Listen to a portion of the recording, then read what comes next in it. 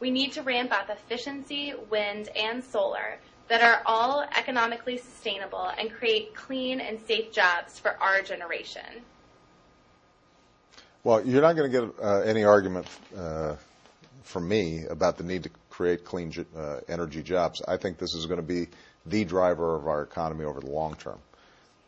And that's why we put in record amounts of money for solar and wind and biodiesel and all the other alternative clean energy sources that are out there.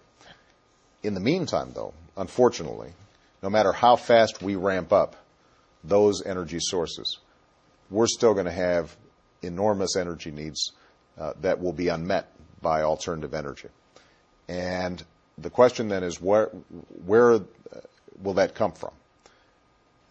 Nuclear energy has the advantage of not emitting greenhouse gases. Mm-hmm. For those who are concerned about climate change, we have to recognize that countries like Japan and France and others have been much more aggressive in their nuclear industry and much more successful in having that a larger part of their portfolio without incident, without accidents.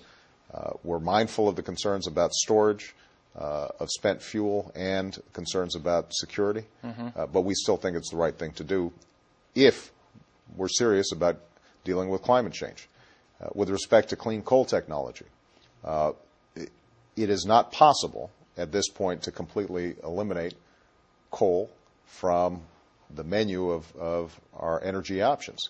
And if we are ever going to deal with climate change in a serious way, where we know China and India are going to be greatly reliant on coal, we've got to start developing clean coal technologies that can sequester the harmful emissions, because otherwise countries like China and India are not going to stop using coal. We'll still have those same problems, but we won't have the technology to make sure that it doesn't harm the environment over the long term. So I know that there's some skepticism about whether there is such a thing as clean coal technology. What is true is right now that we don't have all the technology to prevent greenhouse gas emissions from coal-powered power plants.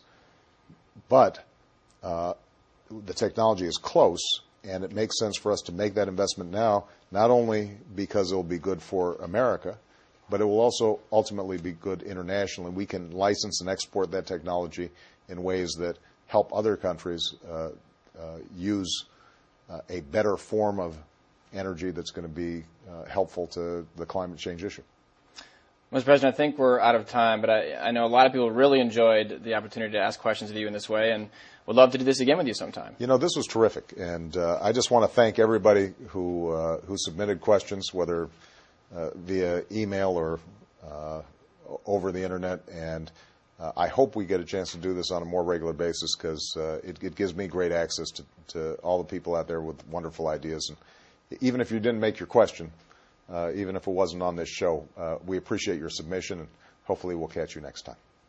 Great. Thanks, Mr. President. Thank you. Appreciate it.